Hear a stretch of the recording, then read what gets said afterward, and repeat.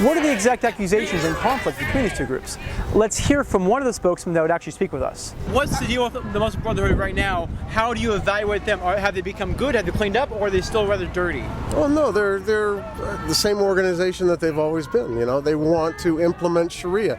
Their goal is the implementation of Sharia through a cultural jihad. The Muslim Brotherhood plot, yes, it's been documented. It was introduced in the Holy Land Foundation trial back in 2008 as evidence. Our government presented it as evidence, the goals of the Muslim Brotherhood organization, and that's to take over North America through a cultural jihad. That's fact. Sharia law is in direct conflict with the U.S. Constitution. Sure. You want to talk about freedom of speech? Sure. Then you have to ask them, hey, do you believe in true freedom of speech? Do you believe in freedom of religion? Well, yeah, we believe in freedom of religion. Then you have to ask them, well, do you believe it's okay to speak out against Islam or speak out against your Prophet Muhammad without any repercussions? And no, that's what they don't believe in. The key question is, if Professor Siddiqi truly does hold a radical conception of Islam like he's purported to, then why in our interview with him does he reject several key radical Islamic principles that are normally necessary and associated with an aggressive political form of Islam? Issues like the 8th and 9th century Abbasid Caliphate's conception of Sharia law, which imposed a jizya tax on all non-Muslims simply for living in the land. No jizya today. Right today, but in your view in history, do you think that functioned well or was it harmful? That was a situation in the medieval time, and that's why it was done. But this is not, today we don't have any place where they have jizya. So you're okay with being in a society having a mutual equal relations? Today equal relationship, today equal taxes. So they didn't have taxes at that time, now they have taxes. And everybody had to pay tax, unfortunately. Where that radical Islamic political order did not coexist well at all with non-Muslims living in the land. How has Sharia functioned throughout history as being subjugated under another ruler? Well, I mean, this human beings. Is it okay? I mean, is that human beings? Can cooperation no, possible? Those who have misused the Sharia, we don't condone that. We don't accept that.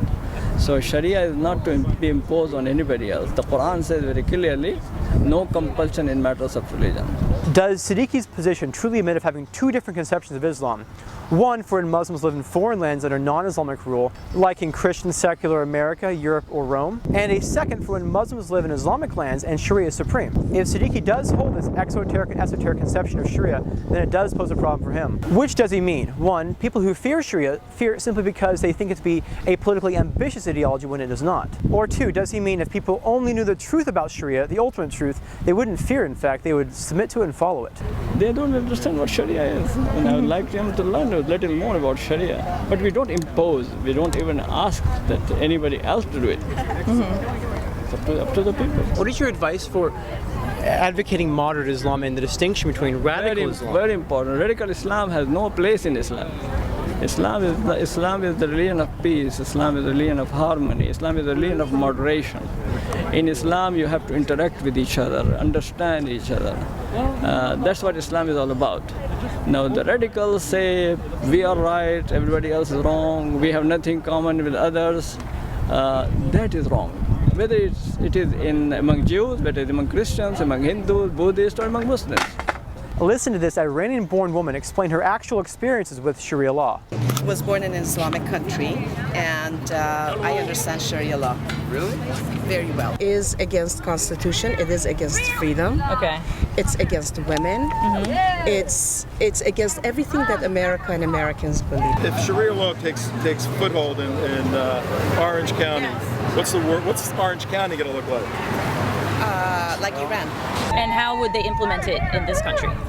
Well, first of all, they can marry more than one wife, up to four, and up to four they can get married. And if they go on vacation, they can marry someone temporarily for an hour or two. That's one thing that they do. They have the right to beat up their wives, and non-Muslims are considered infidels. We will be, as we were back in Iran, we were considered infidels because we were not Muslim. And so we were treated as second-class citizens. We were not allowed to have the same freedom and the same rights as Muslims did.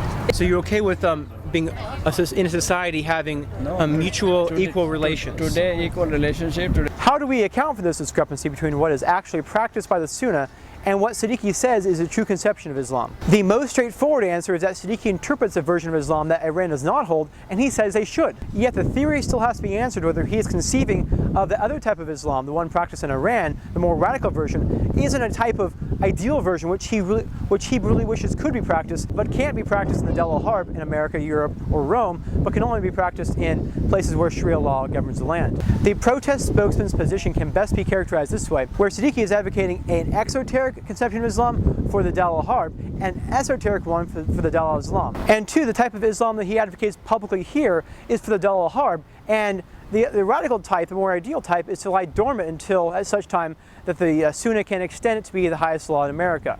I'm not politically correct. I talk the truth. That's the difference between me and Dr. Siddiqi. I do not use taqiyya. Dr. Siddiqi uses taqiyya. He'll say what he has to say to influence Islam.